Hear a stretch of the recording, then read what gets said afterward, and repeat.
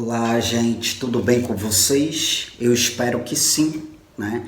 Estou vindo aqui mais uma vez no canal Só Psicanálise para dar continuidade à temática que eu venho explorando aqui, para dar continuidade à temática que eu venho elucidando, que é a temática concernente à transexualidade na dimensão da psicanálise. Então, aqui há de ser a parte 3, o vídeo 3 com relação ao assunto. Se você não assistiu o vídeo 1 e o vídeo 2, é importante que você assista para que você tenha uma compreensão abrangente acerca da temática, né? Porque o que eu vou falar aqui com vocês é uma extensão do que eu já venho falando nos vídeos anteriores. Então, se você não assistiu os vídeos anteriores, corre o risco de você ficar perdido no assunto e não compreender de modo clarificado, de modo abrangente, as elucidações sedimentadas aqui neste vídeo. Eu vinha falando anteriormente, né, da disforia, tá? E só uma coisa, o link do vídeo 1 e do vídeo 2 vai estar aqui na parte inferior deste vídeo, tá? Na descrição, bem como no comentário em destaque. Então, se você não assistiu, vai aqui na parte inferior e assista para posteriormente assistir este aqui. Então, eu vinha falando da disforia de gênero, né? E aí, neste vídeo aqui, eu irei aprofundar, inclusive, conversando um pouco com vocês sobre a minha história de vida. Porque além de ser um estudioso da psicanálise, um profissional da psicanálise, eu também sou um ser humano trans, né? Então, assim, eu quero poder conversar com vocês sobre a minha história de vida para que vocês consigam visualizar a temática tanto na dimensão prática, na dimensão de uma vivência mesmo, quanto na dimensão teórica da psicanálise, entende? Então, vejam bem, a disforia é um sintoma que vai acometer o ser humano trans em uma fase muito primária. Seus 2, 3, 4 anos, o ser humano trans ele já vai estar aí acometido por este sintoma. Sintoma este em que eu já falei de modo significativo no vídeo anterior, e aqui eu só irei aprofundar ainda mais, tá? Pois bem, só que não é uma regra, tá, gente? Tem seres humanos trans que pode vir a ser acometido pela disforia na adolescência. Tem seres humanos trans que pode vir a ser acometido pela disforia na idade adulta. E tem seres humanos trans que podem nunca vir a ser acometido por uma disforia, entende? Isso vai depender de inúmeros fatores, como, por exemplo, a década em que este ser humano nasceu, vivenciou e experienciou o mundo, tá? Mas eu vou aprofundar nisto aí posteriormente para que vocês possam ter uma compreensão minuciosa. Pois bem, falando um pouquinho aí da minha história de vida, né? As minhas disforias começaram em uma idade muito precoce. 3, 4 anos de idade, eu já comecei a apresentar sinais de disforias. Só que eu nasci na década de 80. Não se tinha informações quanto à transexualidade, né? Então, assim, minha mãe e meu pai não sabiam do que é que se tratava, não entendiam os meus incômodos, não entendiam os meus movimentos, né? Mas o fato é que eu sempre repugnei tudo aquilo que era imputado a mim,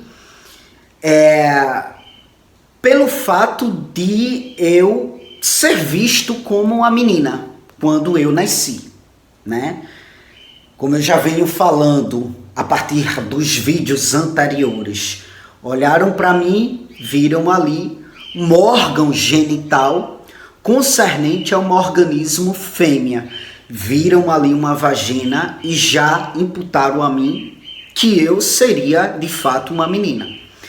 E aí, na medida que, enquanto ser humano, enquanto sujeito, eu vou desenvolvendo, né? Então, o meu grande outro, a partir desses pequenos outros que cuidam de mim, meu pai e minha mãe, começa de fato a imputar a mim aquilo que seria, na dada época, considerado um movimento, um comportamento e um feitio da menina. E eu repugnava aquilo com bastante veemência. Obviamente eu investiguei a minha infância, obviamente eu já conversei muito com minha mãe como se deu a minha infância, a ponto de inclusive eu ter a consciência, né, de como que se deu o meu complexo de Édipo. E eu vou compartilhar isto com vocês, né? Então, assim, desde muito pequeno eu queria muito tudo aquilo que era voltado para os meninos, né? Das coisas mais simples às coisas mais complexas e abrangentes, entende? Eu sempre queria tudo muito voltado para o masculino, sabe? Brincadeiras, roupas, meu comportamento sempre foi muito masculinizado, né? Obviamente que no decorrer dos vídeos a gente vai desconfigurar, eu irei desconfigurar essa questão do comportamento masculinizado, o comportamento feminilizado, né? O que seria um comportamento masculinizado e feminilizado? Será que isso é sobre ser um homem ou ser uma mulher, né? Então, assim, eu irei gradativamente me aprofundar e avançar em certas desconfigurações. Mas para deixar claro para vocês, neste primeiro momento, eu vou me ater a esta fala mesmo pragmática. O meu comportamento desde a infância sempre foi muito voltado para aquilo que é do masculino, né? As brincadeiras, roupas, gestos e enfim. E tudo que tentavam imputar a mim contrário a isto, eu era acometido por uma angústia muito aparente. Eu ficava muito frustrado, né? Bastante incomodado, eu não entendia, sabe, por que eu tinha que ser submetido a certos feitios se eu não tinha o desejo por certos feitios. Como, por exemplo, eu gostava muito de jogar bola. E o tempo todo eu era impedido quanto a isso. O tempo todo a mim era imputado o fato de que eu teria que brincar de boneca, de casinha. E assim, meus pais tentaram reforçar muito isto ao perceber um comportamento muito contrário àquilo que deveria ser o natural, né? A minha condição, que no caso seria a condição de ser uma menina, que no caso não seria a minha condição natural, mas a condição imputada. A minha condição natural era aquela para a qual naturalmente eu era implicado o tempo todo, sabe? Mas na medida que eu me implicava na minha condição natural, nos meus movimentos naturais, daí vinha a configuração social, muitas vezes representada pelos meus pais, e dizia que eu não podia ter aquele comportamento. E a mim era imputado um comportamento contrário àquele, né? Então, meus pais, quando notavam isso, né, este comportamento natural para o masculino, eles tentavam condicionar para o contrário disto. É tanto que o meu pai, na minha infância, chegou a montar uma casinha no meu quarto de boneca, sabe? Para brincar comigo, para de fato me condicionar às questões, aos feitios inerentes, né, a partir de uma visão de padronização ao que era o ser de uma menina, entende? E assim, isso de fato me causava muita angústia, porque eu não me percebia como uma menina. A verdade era esta. O meu irmão é apenas 1 ano e alguns meses mais velho do que eu, e assim eu me sentia muito como ele, um garoto como ele. E aí muita gente até pergunta, será que não foi a influência do teu irmão que acabou te condicionando a este comportamento dito masculino? Não, não foi, sabe? Não foi. Porque a minha vivência, as minhas experienciações, não era só com o meu irmão na infância. Eu tinha minhas amigas de infância, né? Que cresceram junto comigo, que vivenciaram a infância junto comigo, sabe? Então, inclusive a mim o tempo todo, por parte dos meus pais, era imputado que eu deveria brincar com elas e não com os meninos. E eu queria estar o tempo todo brincando com os meninos, com coisas que eram consideradas de meninos, entende? Na escola mesmo, eu queria estar no meio dos meninos, brincando com os meninos. Mas as minhas professoras condicionavam demais o contrário disso. E aí eu acabava me isolando, né? Porque se eu não podia brincar com os meninos, então eu também não queria brincar com as meninas e acabava isolado. E é tanto que era sacrificante para mim ficar na escola, entende? Eu abria o berreiro para não ficar na escola, eu esperneava, né? Para minha mãe não me deixar na escola. Todos os dias me levar para a escola era um sacrifício, porque eu nunca queria ficar naquele ambiente que me condicionava, que tentava me condicionar o tempo todo, me condicionar a ser o contrário do que eu sentia que eu era, entende? Então, assim, muita gente, inclusive, até fala, isso é uma questão de comportamento, né? Tá, se é uma questão de comportamento, por que hoje eu não sou uma mulher, né? Já que eu era o tempo todo condicionado a isto. Porque sim, desde criança isto era muito notado, era muito nítido, inclusive pelos meus pais. Eles notavam, né, esse algo estranho que existia em mim. Eles não sabiam o que era, porque eles não tinham conhecimento e não tinham a informação, como eu falei, do que era transexualidade, né? Muito mal eles tinham a informação do que era homossexualidade. E já tentando, vamos dizer que, me precaver de uma homossexualidade, eles me condicionavam o tempo todo a ser uma menina. Não, olha, você é uma menina, as coisas de meninas, enfim, casinha, boneca, as roupas, saia, vestidinho, sabe, o cabelinho amarrado. E os meus pais faziam muito isso, sabe, a tal ponto de que as minhas fotos da infância, eu não tenho fotos rindo, eu sempre tenho fotos com um semblante muito angustiado. Inclusive fotos do meu aniversário de 7 anos, onde a minha mãe promoveu uma festinha, chamou os meus amiguinhos e amiguinhas, né, para comemorar o meu aniversário de 7 anos. Até ali eu nunca tinha tido uma festa de 7 anos, ou melhor, de aniversário. Eu vim ter a festa com 7 anos de idade. E aí, o mais lógico seria eu esbanjar felicidades, alegrias. E as fotos mostram o contrário disso, né?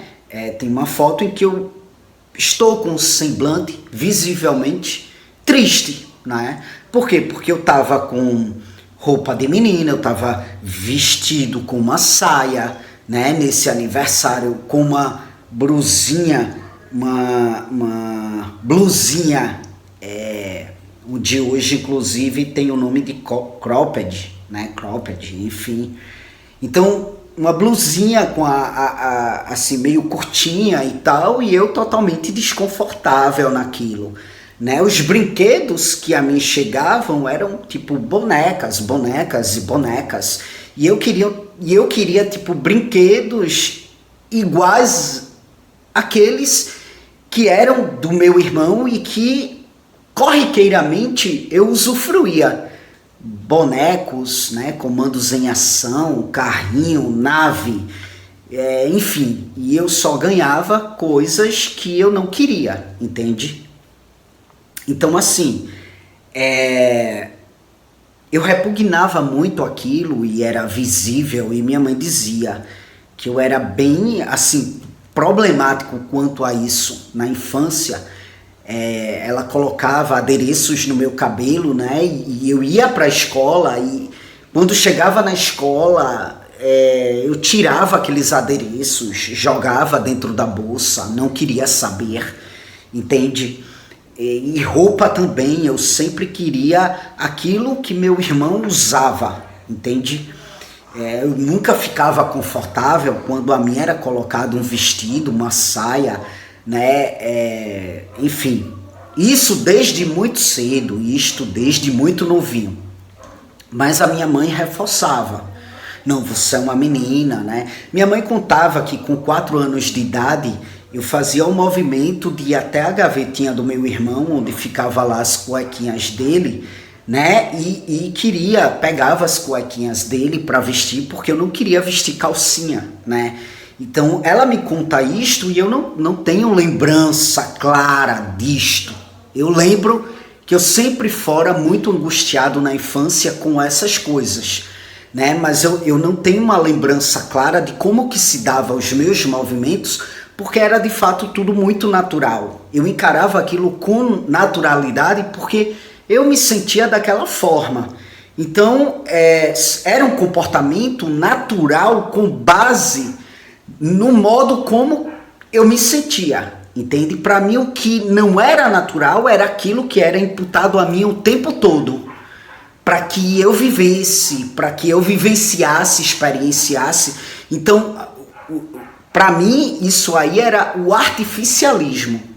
Aquilo que eu vivia, que não era natural do meu sentimento, para mim era artificial, era algo imposto a mim e que eu obrigatoriamente tinha que viver porque a sociedade, a configuração social me imputava isto o tempo todo, sabe? Então, assim, muitas das vezes essas angústias ficavam tão condensadas que acabavam de fato sendo aí canalizadas no corpo, sabe? Em formato de alergia. Eu era uma criança muito alérgica. Hoje em dia eu não sou tão alérgico como eu era na infância, como eu era na adolescência, né? Eu era bastante alérgico, vez ou outra eu tinha problemas os quais para eles não se tinha uma explicação orgânica lógica, né? Saía certos caroços em mim que não se tinha muita explicação para aquilo, porque eu fazia exame de sangue, sabe? E não se encontrava nada palpável para justificar essas somatizações. Saía caroço no meu olho, chegou a sair já, né?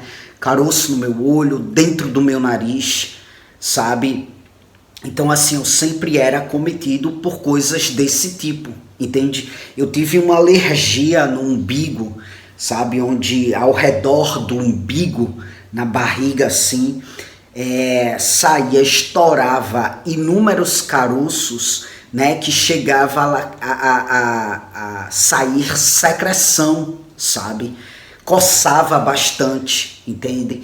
Então, assim, vez ou outra, sempre saíam coisas no meu corpo para as quais não se tinha uma explicação. Mas hoje, né, como um ser humano formado em psicologia, atentado, focado à psicanálise, eu entendo por que eu tinha tantas... era cometido por tantos sintomas no corpo na minha infância, sabe? Hoje já não passo por isso, Hoje eu já não tenho problemas quanto a isso, entende? Bom, por exemplo, vou citar um exemplo aqui para vocês. Na minha primeira comunhão, né? Eu estava já aí com uns 12 anos de idade. Eu passei muito tempo fazendo catequese. Meus pais são religiosos, são da Igreja Católica e me colocaram junto com o meu irmão na catequese. E eu passei muito tempo na catequese para poder fazer a primeira comunhão. E aí na semana que iria ser a minha primeira comunhão, eu lembro porque eu já estava quase que com 12 anos de idade, bastante angustiado. Na semana antecedente ao evento, eu já estava bem angustiado. Por quê? Porque eu sabia que eu iria ter que pôr um vestido, né? E todos aqueles adereços que a sociedade imputava às meninas, ao ser menina no mundo. E aí, bastante angustiado com isto, saiu um caroço enorme dentro do meu nariz. Quase que eu não conseguia fazer parte do evento. E aí, nas fotos, inclusive, é possível ver o meu semblante triste, sabe? A angústia. E nenhuma foto da minha primeira comunhão tem a minha imagem sorridente, mas sempre uma imagem triste. Um semblante angustiado. E, muito embora eu já estivesse um pouco melhor do abscesso que saiu na parte interna do meu nariz, inchando um lado do meu rosto, mas era possível ver nas fotos, né, ainda o meu rosto acometido por um certo inchaço, sabe? E aí, hoje eu entendo que isto há de ser uma somatização pela angústia tão acentuada no que diz respeito a este processo de ter que se submeter a peripécias que eu não queria, como, por exemplo, colocar um vestido. A mesma coisa quando eu tinha mais ou menos uns 7 anos de idade, né? Eu, pela primeira vez na vida, eu iria participar de uma festinha de São João na escola, onde eu iria dançar quadrilha. E para dançar quadrilha, as meninas teriam que usar vestido, né? Vestido xadrez. E aí, na semana antecedente ao evento, eu já estava bastante angustiado, porque primeiro, eu não queria participar disso. Eu fui quase que obrigado pela minha professora, sabe? E aí minha mãe, né, enfim, começou ali toda a organização para me arrumar para ir para este evento na escola. E aí minha mãe se organizou financeiramente, comprou o vestido, né, para que eu pudesse usar. E no dia do evento, da festa, eu tive uma febre bem significativa, assim, de praticamente não conseguir sair da cama. Eu, de fato, queimava de febre, dor de cabeça, dor no corpo, sabe? E dessas coisas eu lembro, porque foram coisas marcantes na minha vida, entende? De repente eu caí doente com uma febre significativa e aí, dessa vez, a minha mãe não me fez participar do evento, né, devido ao fato de ter ficado doente. E eu nunca usei o vestido acabou sendo doado para uma prima minha, entende? E aí hoje, olhando para este momento, olhando para esta época, eu consigo ter a visualização de o porquê que eu era acometido por essas enfermidades, né? Não era nada sobre ser uma criança fraca, com problemas de saúde. Era uma criança com problemas no emocional, com problemas psicológicos, né? Pelo fato de ter sido uma criança bastante aprisionada aos moldes da configuração social, entende? Coisa que eu não queria.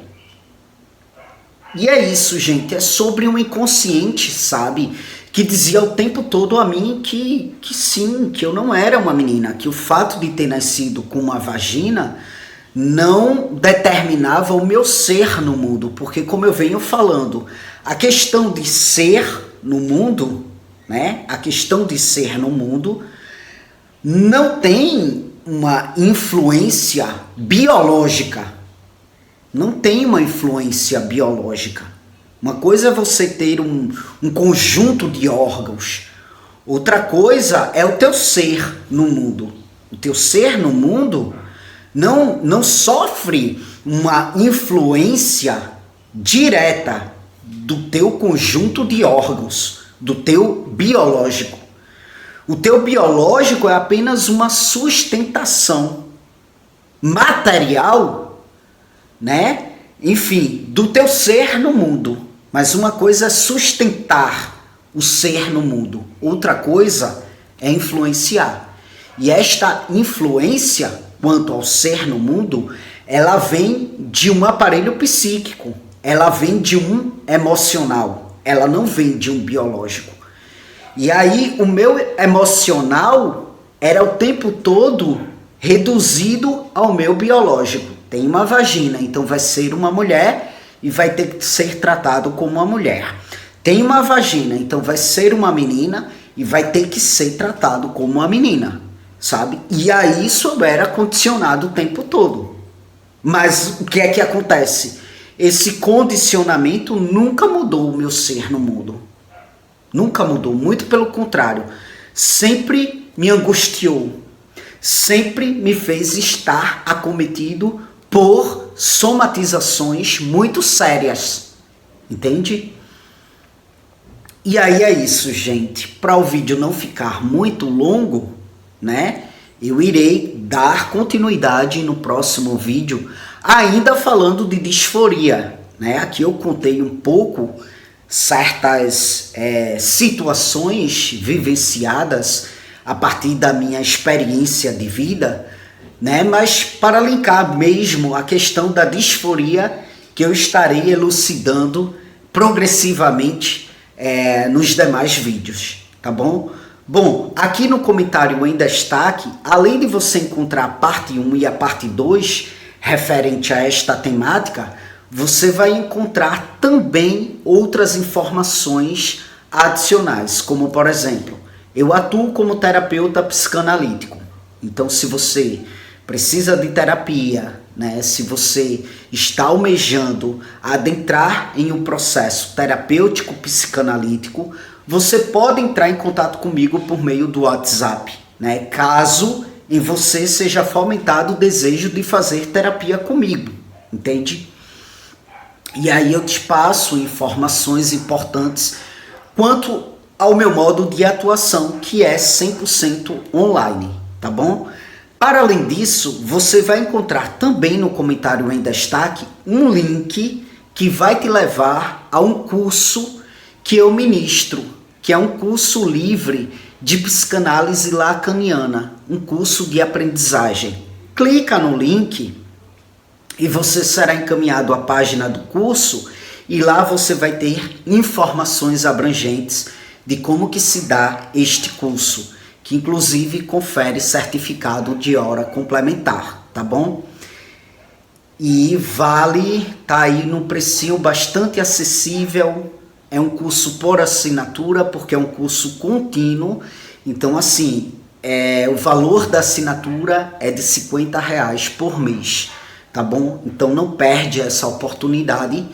Cada módulo confere um certificado de hora complementar. Então é isso, entra no link para conhecer de modo mais abrangente o curso, tá? Bom, gente, para além disso, você vai encontrar aí o meu Instagram, caso você queira me acompanhar de perto, bem como você vai encontrar aí o meu outro canal aqui no YouTube, que é o canal Mente Aberta, onde lá eu falo de diversas temáticas, beleza? É isso. Um abraço em vocês e até as próximas gravações.